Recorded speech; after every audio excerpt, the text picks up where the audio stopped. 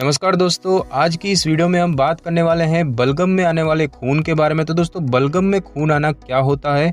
बलगम में खून आना एक ऐसी समस्या है जिसमें खांसने के दौरान निकलने वाले बलगम के साथ खून आता है, जिसे अंग्रेजी में हेमोप्टिसिस कहा जाता है। और यह खून आमतौर पर श्वसन तंत्र में से आता है और इसके अलावा यह नाक, मुंह, गला, ब्रोंकाई ट्यूब यानी कि फेफड़ों में हवा पहुंचाने वाली श्वसन नली और फेफड़ों से भी आ सकता है। बलगम में खून आना एक गंभीर या फिर हल्की यानी कि कम गंभीर स्थिति भी हो सकती है।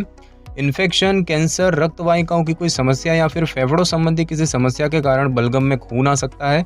और यदि बलगम के साथ खून आ रहा है तो किसी डॉक्टर द्वारा ही उसकी जांच की जानी चाहिए। बलगम के साथ कितना खून आ रहा है और खून आने की समस्या कितने समय से हो रही है, इनके आधार पर ही स्थिति की गंभीरता का पता चलता है। लेकिन यदि इसके लक्षण गंभीर भी नहीं है तो भी कभी इसके लक्षणों को नज़रअंदाज नहीं करना चाहिए। इन्फेक्शन का पता लगाने के लिए डॉक्टर आपके बलगम यानी कि थूक की जांच करेंगे। इसके अलावा परीक्षण के दौरान खून टेस्ट, छाती का एक्सरे और ब्रोंकोस्कोपी वगैरह जैसे टेस्ट किए जा सकते हैं। बलगम में खून आने की स्थिति पैदा करने वाले कुछ कारणों को रोकथाम नहीं की जा सकती। हालांकि कुछ सावधानियां बरतकर संभावित रूप से इन कारणों को थोड़ा बहुत कम किया जा सकता है। यदि आपको बलगम या थूक में खून दिखाई दे रहा है तो उसी समय डॉक्टर के पास चले जाएं और ऐसा करने से स्थिति को बदतर होने से रोका जा सकता है। यदि आप धूम्रपान करते हैं तो उसे तुरंत छोड़ दें। बलगम में खून आने का इलाज इसके कारण के अनुसार किया जाता है और खून को रोकने के लिए और उसके कारण का पता लगाने के लिए ब्रोंकोस्कोपी द्वारा आपातकालीन प्रबंधन किया जा सकता है। बलगम में खून यदि किसी इन्फेक्शन के कारण आ रहा है तो इसका इलाज एंटीबायोटिक दवाओं के साथ किया जाता है और यदि किसी सूजन या जलन संबंधी स्थिति के कारण यह समस्या हो रही है तो इसका इलाज स्टेरॉइड दवाओं के साथ किया जाता है। बलगम में खून आने के कारण कई जटिलताएं पैदा हो जाती है, जैसे कि खून श्वसन मार्गों में जाना यानी कि एस्पायरेशन ऑफ ब्लड, इससे मरीज का दम घुटने लगता है और बहुत ज्यादा खून निकलना वगैरह। ये दोनों जटिलताएं गंभीर होने पर मरीज की मृत्यु का कारण भी बन सकती है। दोस्तों, बात करें इसके लक्षणों की तो ऐसी बहुत सारी स्थितियां हैं जिनके कारण बलगम और थूक में खून आने लग सकता है और इनमें से कुछ स्थितियों का इलाज आसानी से किया जा सकता है। हालांकि बलगम में खून आना किसी गंभीर बीमारी का संकेत भी हो सकता है और बलगम में खून आना एक ऐसा संकेत है जिसको कभी भी नज़रअंदाज नहीं करना चाहिए। इसके लक्षणों की बात करें तो मुंह से गहरे या हल्के लाल रंग का खून आना, जो कि बलगम या थूक के साथ या उनके बिना भी आ सकता है। झागदार थूक या फिर कफ आना और जिसमें गुलाबी जैसे रंग या खून की धारियां दिखाई देना। गहरे लाल रंग का खून निकलना जिसमें थोड़ी थोड़ी मात्रा में भोजन भी आता है और थूक में गहरे लाल रंग का खून जो कि कॉफ़ी की तलछट जैसा दिखाई देता है। कुछ और भी लक्षण होते हैं जैसे कि खांसी, बुखार, सीने में दर्द, सांस फूलना, वजन घटना जिसके कारण का पता ना हो। बात करें डॉक्टर को कब दिखाना चाहिए, तो जब भी आपको लगे कि आपके थूक या बलगम में खून आ रहा है तो उसी समय आपको डॉक्टर को दिखा लेना चाहिए, क्योंकि यह श्वसन तंत्र में इन्फेक्शन का संकेत हो सकता है। कुछ ऐसी स्थितियां हैं जिसमें जल्द से जल्द डॉक्टर की मदद लेनी चाहिए, जैसे कि गिरने या छाती में चोट वगैरह लगने के बाद खांसी के साथ खून आना, कुछ चम्मच से भी अधिक मात्रा में खून आना और बलगम के साथ मल और पेशाब में भी खून आना, या फिर यदि आपको छाती में दर्द, चक्कर आना, बुखार, सिर घूमना और सांस फूलना वगैरह जैसी समस्याएं हो रही है तो जल्द से जल्द डॉक्टर को बता लेना चाहिए। दोस्तों, बात करते हैं कि बलगम में खून क्यों आता है। तो बलगम में खून आने के बहुत सारे कारण हो सकते हैं और इसीलिए इसके सटीक कारण का पता लगाने में डॉक्टर को थोड़ी कठिनाई हो सकती है। बलगम में खून आने का सबसे आम कारण होता है एक्यूट ब्रोंकाइटिस। इसके अलावा टीबी और फेफड़ों में बैक्टीरियल इन्फेक्शन भी बलगम में खून आने के काफ़ी मुख्य कारण होते हैं। तो इसके कुछ संभावित कारणों की बात की जाए तो लंग कैंसर, परजीवी इन्फेक्शन, निमोनिया, पल्मोनरी एम्बोलिज्म यानी कि इस स्थिति में फेफड़ों में खून का थक्का जम जाता है और जिससे कि सांस फूलना और छाती में दर्द होने लगता है। खून को पतला करने वाली या अन्य किसी प्रकार की दवा लेना। पल्मोनरी एडिमा यानी कि स्थिति में फेफड़ों में द्रव जमा होने लगता है और यह रोग अक्सर ऐसे लोगों को होता है जिनको पहले ही हार्ट संबंधी कोई समस्या है, या फिर कंजेस्टिव हार्ट फेल्यूर हो किसी को, सूजन संबंधी कोई दीर्घकालिक समस्या है, स्वप्रतिरक्षित रोग हो, कोकेन ले रहे हो, सिगरेट पी रहे हो, चोट लगी हो, शरीर के अंदर कोई भारी वस्तु घुस गई हो, सिस्टिक फाइब्रोसिस हो या फिर किसी को सीओपीडी हो यानी कि क्रॉनिक ऑब्स्ट्रक्टिव पल्मोनरी डिजीज। बात करें कि बलगम में खून आने का खतरा कब बढ़ता है, तो कुछ ऐसी स्थितियां हैं जैसे कि गंभीर खांसी। कभी कभी गंभीर खांसी होने पर भी बलगम में खून आ सकता है। धूम्रपान की बात करें तो खुद धूम्रपान करना या धूम्रपान करने वाली व्यक्ति या उसके धुएं के संपर्क में आना, जिसे कि सेकेंड हैंड स्मोक कहते हैं, उससे भी बलगम में खून आने का खतरा बढ़ जाता है। लकड़ी का धुआं या अन्य भोजन पकाते समय निकलने वाले धुएं के संपर्क में आना, तो जलती हुई लकड़ी का धुआं या घर के अंदर भोजन पकाने के दौरान धुएं में सांस लेने से फेफड़ों में धुआं जा सकता है, जिससे कि बलगम में खून आने का खतरा बढ़ जाता है।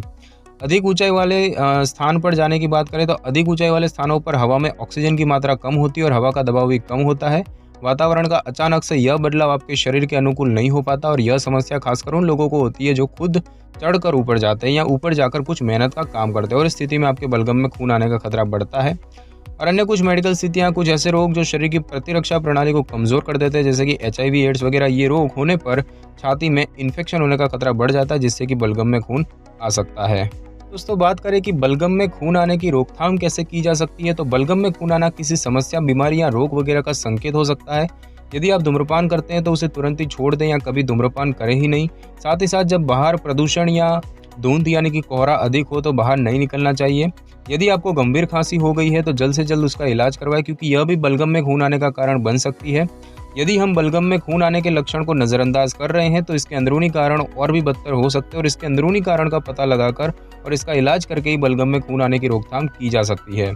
यदि आपको साइनस या किसी अन्य इन्फेक्शन के कुछ लक्षण महसूस हो रहे हैं तो खूब मात्रा में पानी व अन्य तरल पदार्थ पिएं।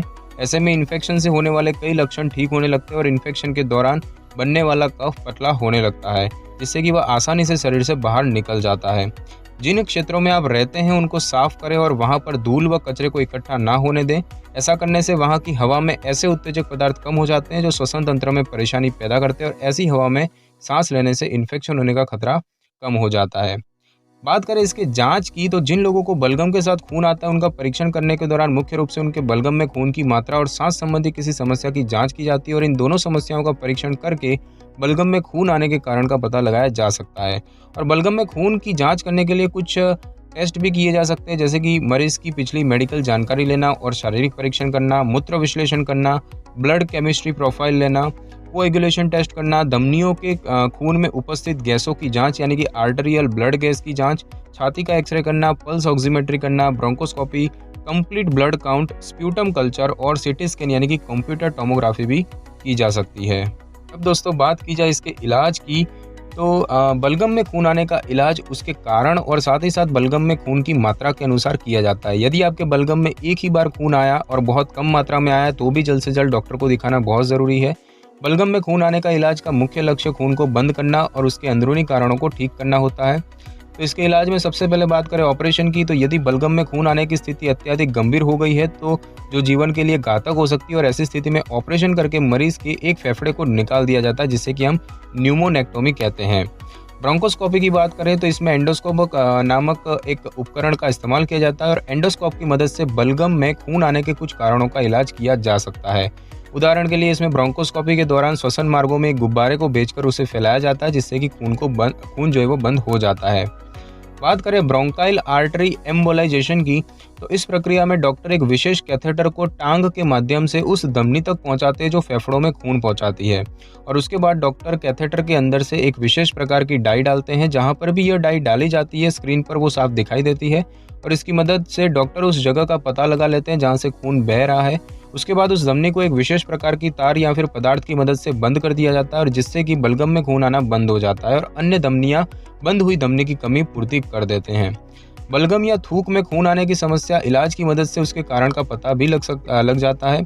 थूक या बलगम में खून आने के अन्य उपचारों की बात करें तो निमोनिया और टीबी के लिए एंटीबायोटिक दवाएं लेना, लंग कैंसर के लिए कीमोथेरेपी या फिर रेडिएशन थेरेपी, ब्रोंकाइटिस जैसी सूजन व जलन संबंधी बीमारियों के लिए स्टेरॉइड दवाएं लेना। कुछ लोग ऐसी दवाएं खाते हैं जो खून को पतला कर देती है, जिससे बलगम में या थूक में खून आने लगता है, और जिन लोगों का खून ज़्यादा पतला हो जाता है तो उनमें खून की पूर्ति करने के लिए खून चढ़ाना पड़ता है, या बलगम में खून आने की स्थिति को रोकने के लिए कुछ अन्य प्रकार की दवाएं भी दी जाती है। तो दोस्तों, इस वीडियो में बस इतना ही। अगर आपको मेरी ये वीडियो अच्छी लगी हो तो वीडियो को लाइक और शेयर करें और कमेंट करना बिल्कुल भी ना भूलें, और अगर आप हमारे चैनल पर नए तो चैनल को कर लें सब्सक्राइब और बेल आइकन के बटन को कर लें क्लिक, ताकि मेरी नई वीडियो की नोटिफिकेशन सबसे पहले आपको मिल सके। Thanks for your time.